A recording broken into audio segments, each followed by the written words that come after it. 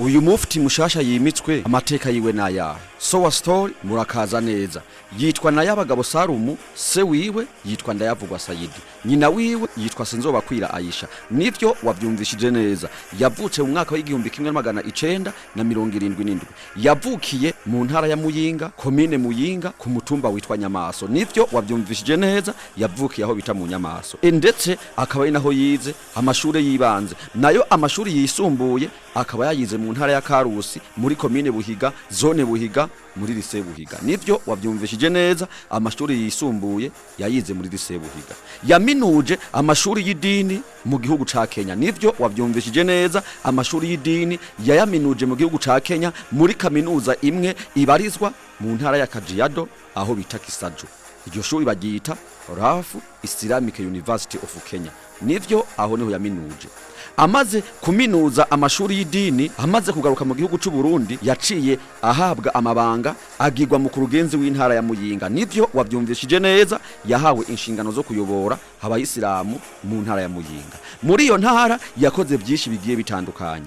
Yubakishije amashuri mato mato agera ku mashuri 6, ndetse yubakisha n'amashuri yisumbuye. Muri yo harimo nka ekole paramedicale ibarizwa mu gisagara c'intara ya Muyinga. Nivyo wavyumvishije neza. Ndetse yubakishije na kaminuza imwe yegukira abayisilamu. Nivyo wavyumvishije neza. Yubakishije imisigiti isengerwamwo isengesho rya Ijuma, isengesho risengwa n'abayisilamu ku munsi wa gatanu rizwi nka Ijuma. Iyo misigiti yubakishije ni misigiti igera ku 113. Nivyo wavyumvishije neza. Salumu Nayabagabo yubakishije imisigiti 113 isengerwamwo isengesho rya Ijuma. Harimwo n'umusigiti w'igitangaza, umusigiti mwiza, umusigiti w'amagorofa udasanzwe ubarizwa kwibarabara rya mbere mu ntara ya Muyinga. Uwo musigiti bawise izina rya Jabari Nuru. Nivyo wavyumvishije neza. Uwo musigiti bawita Jabari Nuru. Yashizeho farumasi canke se ubuguriro bw'imiti bwegukira abayisilamu. Ico naco ni kimwe mu byamuranze. Sinivyo gusa, yubace centre de santé nayo nyene yegukira abayisilamu, bayise muri Zamuzamu. Tutibagiye ishira hamwe Fodimu rikora byinshi by'ibitangaza mu ntara ya Muyinga no mu gihugu. Ibitaro bikuru bizwi nka hospital biriko birubakwa aho bitwa Ikobero. Iyo nayo ni imwe mu migambi no mu bikorwa byaharanze Sheikh Salum mu gihe yaramaze ari umuyobozi w'abayisilamu mu ntara ya Muyinga. Ishuri ry'igitangaza ririko rirubakwa kwibarabara rya 3 muri quartier Swahili mu ntara ya Muyinga. Ico naco ni kimwe mu migabo n'imigambi yaranze uyu Sheikh Salum. Uyu rero Sheikh Salum itariki 9 z'ukwezi kwa 11 mu mwaka wa 2024 yatorewe kuwa mufti w'u Burundi. Nivyo wavyumvishije neza. Yatorewe kuwa mufti w'u Burundi, nukuvuga umuyobozi w'abayisilamu ku rwego rw'igihugu.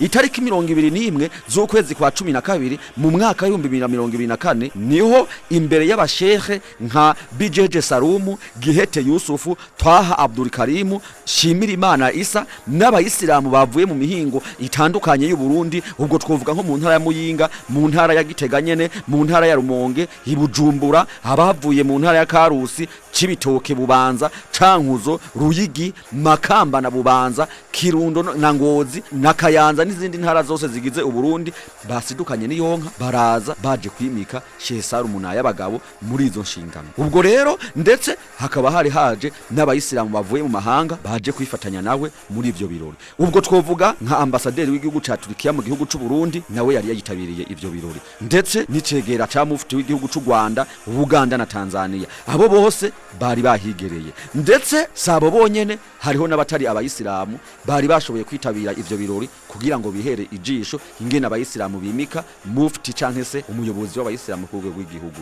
Muri abo tukaba twovuga nk'umunyamabanga mukuru w'umugambwe CNDD-FDD Reveriyano Ndikuriyo. Uwo nawe akaba yari umutumire kandi akaba yitavye ubutumire, akaba yabarizwa muri ivyo birori by'ukwimika Nayabagabo Salum mu mabanga yo kuyobora abayisilamu ku rwego rw'igihugu. None wewe urizera ko ivyo byose yakoze imuyinga azoshobora kubikora ku rwego rw'igihugu? Duhurire muri commentaire utubwire nyimba ubona azoshobora kubikora no ku rwego rw'igihugu. Imana imufashe abikore ndetse akore nibirenze. Sowa story murakaza neza. Amahoro itekane nivyo tumwifurije. Imana imushoboze gutwara yisunze amategeko yayo. Sowa Story mugire subscribe, mukomeze mwumve amateka nibigezweho n'ivyanyegejwe n'abanyegezi b'ivyanyegejwe, binyegurwa n'abanyeguruzi b'ivyanyegejwe, babinyanyagiriza babinyegejwe bose. Sowa Story murakaza neza, ntimwibagire kugira subscribe.